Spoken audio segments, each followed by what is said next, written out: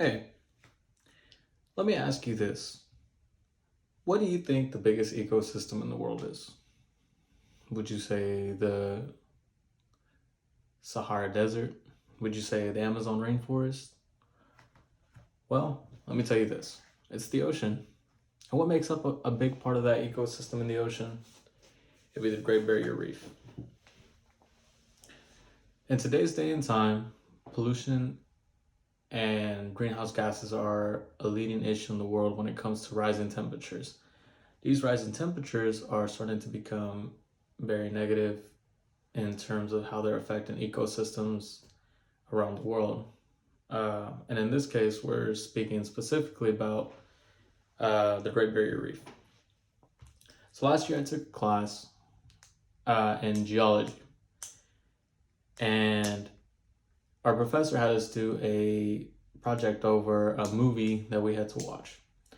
I ended up choosing one called Chasing Coral. This was over the Great Barrier Reef and how recently it's starting to become endangered because of bleaching, which is basically a trauma response that corals have in order to combat the rising temperatures of water in the ocean.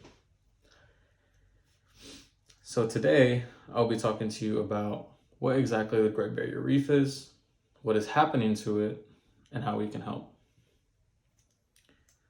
So what is the Great Barrier Reef?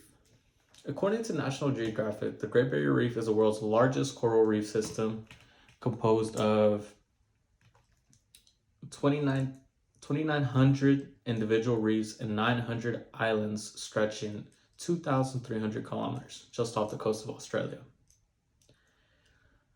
What is coral? Coral is basically a crystallized structure of many small animal membranes which build these little ecosystems underwater. When you think about what coral is, it's basically a home for animals, for marine animals anyway, such as fishes like Nemo and Dory, which you would see in the movie Finding Nemo. When it comes to how big this ecosystem is, you'd basically look at it and it's the size of Japan. Yes, that is a whole neighborhood of 9,000 species. And it's so teeming with life that it even dates back to prehistoric animals, which were fishes and alligators and sharks that were swimming with T-Rexes, and even prior to that. Such a beautiful thing in nature that it's kind of hard to believe that this is becoming extinct. And now I'm going to tell you about what dangers are affecting the Great Barrier Reef. So in today's day and age, global warming is becoming a growing issue. There's changes in climate, the melting of the polar ice caps, and in general, it's raising the temperature of the ocean. So much so that it's 7 degrees higher than what it usually is. Corals are starting to bleach themselves as a trauma response to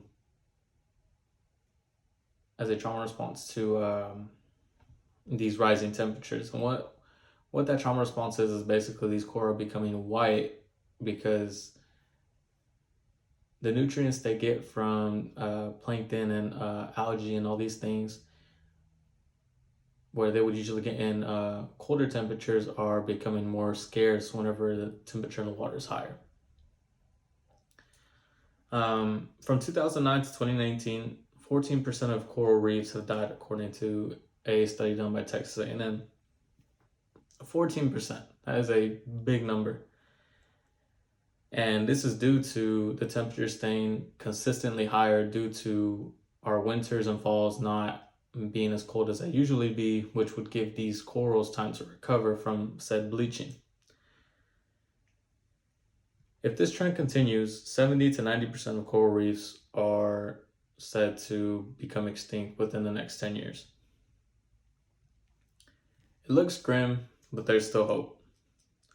If water temperatures decrease, it gives corals time to recover, according to David Watchenfield, chief scientist of Australia's Great Barrier Reef Marine Park.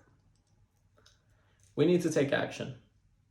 Here's a couple of ways, according to the International Union of Conserving Nature, that we can take in order to try and prevent coral reefs from becoming extinct.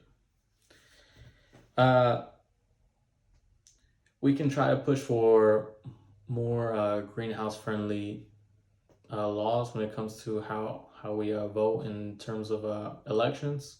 We can push for more solar power, more hydropower, more things that benefit our atmosphere.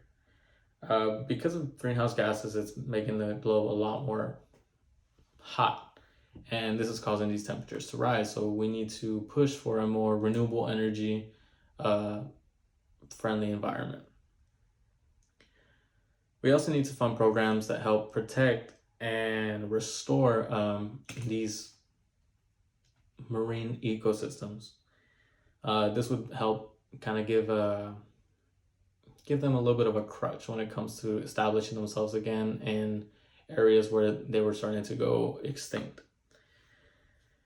And lastly, we need to further our studies on coral. We need to expand our research and see what exactly we can do in order to help coral not be in the position they're at and kill this disease which is making them go extinct. So in conclusion, I've talked to you about what exactly the Great Barrier Reef is and the current issues which are surrounding it, and how exactly we can fix these issues. So after today, I hope I leave you with a little bit of knowledge on what exactly is going on with our coral reefs, and maybe in the future you can find it in your heart to donate a couple dollars here or there to help Nemo have a home. Thank you.